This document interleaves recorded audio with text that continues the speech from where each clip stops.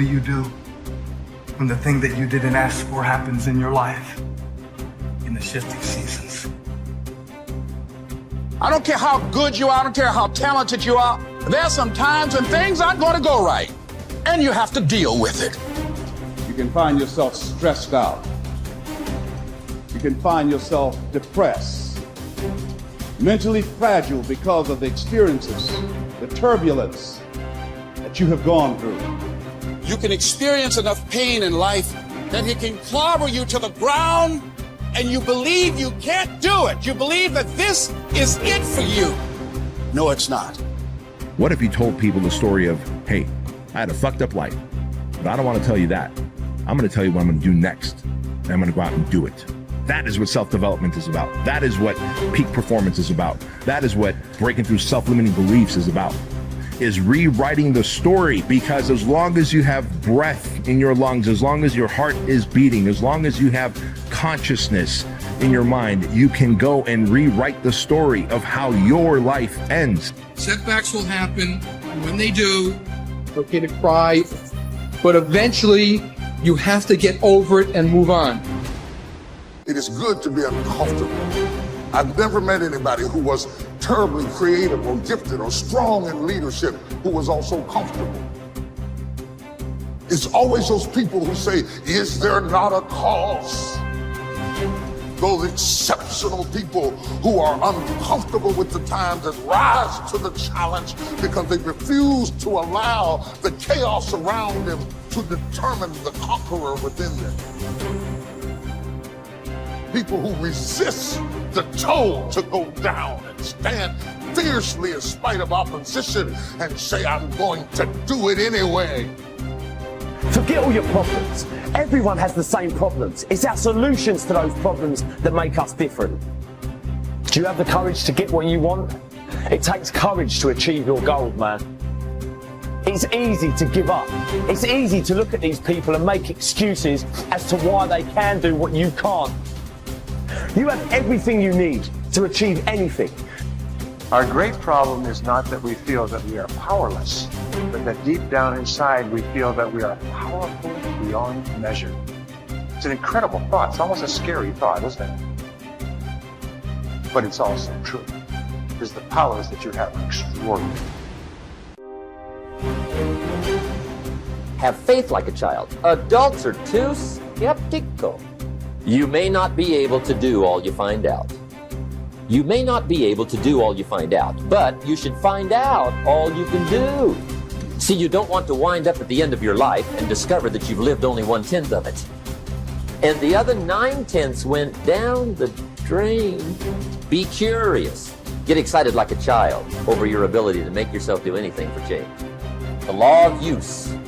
And it goes something like this. Whatever you don't use, you lose. Lack of use causes loss. You lose automatically when you quit. The same thing goes for all the human virtues. Ambition, unused, declines. Strong feelings, unused, diminish. It doesn't grow. Faith, unused, decreases. It's a law. Today unused is lost. A talent unused is lost. An ability unused is lost.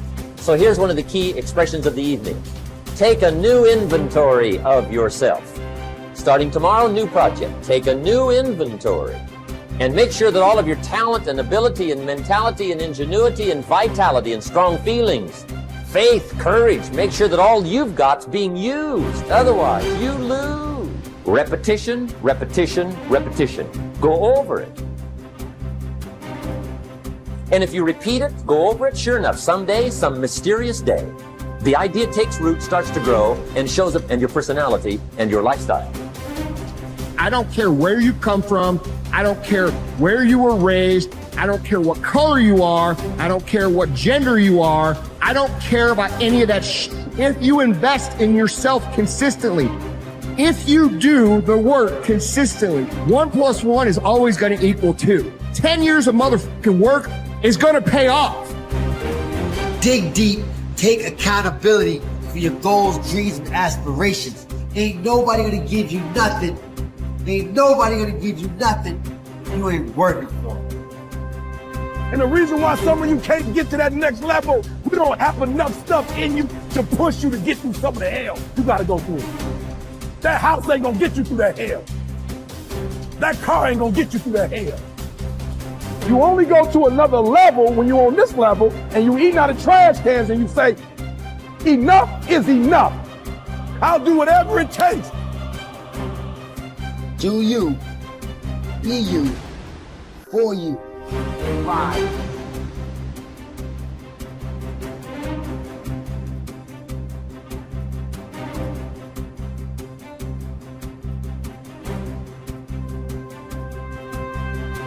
You should treat yourself like you're someone responsible for helping. And the first question is, well, why don't you? And the answer is, well, there's a lot wrong with you, you know?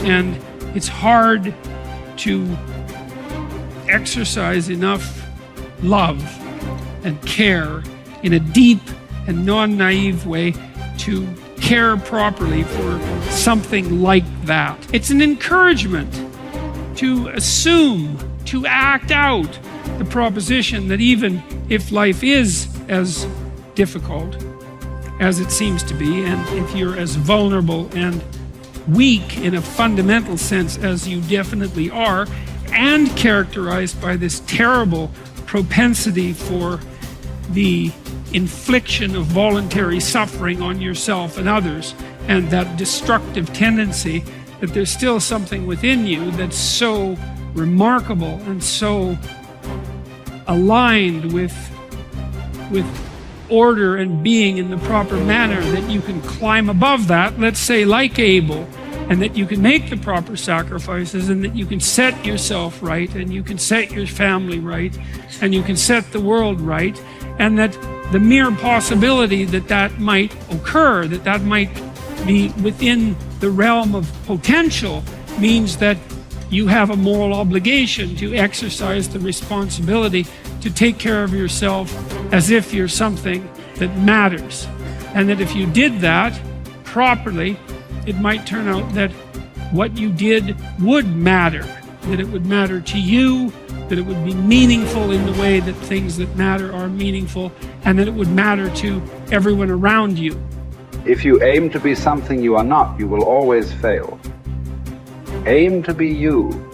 Aim to look and act and think like you.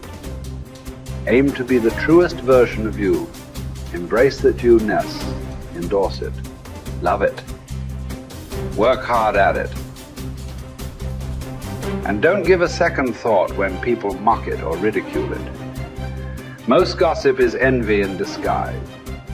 I believe that what we become depends on what our fathers teach us at odd moments, when they aren't trying to teach us. We are formed by little scraps of wisdom. Maturity is the ability to live fully and equally in multiple contexts.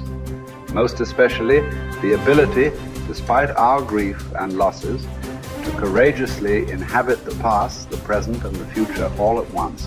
The wisdom that comes from maturity is recognized through a disciplined refusal to choose between or isolate three powerful dynamics that form human identity. What has happened, what is happening now, and what is about to occur. Immaturity is shown by making false choices. Living only in the past, or only in the present, or only in the future, or even living only 2 out of the 3. Maturity is not a static arrived platform where life is viewed from a calm, untouched oasis of wisdom, but a living elemental frontier between what has happened, what is happening now, and the consequences of that past and present. First imagined and then lived into the waiting future.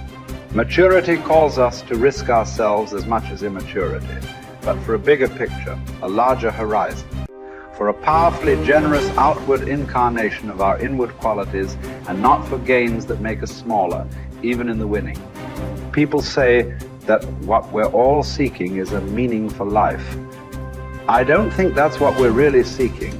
I think that what we're seeking is an experience of being alive, so that our life experiences on the purely physical plane will have resonances with our own innermost being and reality, so that we actually feel the rapture of being alive. Believe me, there is no such thing as great suffering, great regret, great memory. Everything is forgotten, even a great love. That's what's sad about life, and also what's wonderful about it. There is only a way of looking at things, a way that comes to you every once in a while. That's why it's good to have had love in your life after all, to have had an unhappy passion. It gives you an alibi for the vague despairs we all suffer from.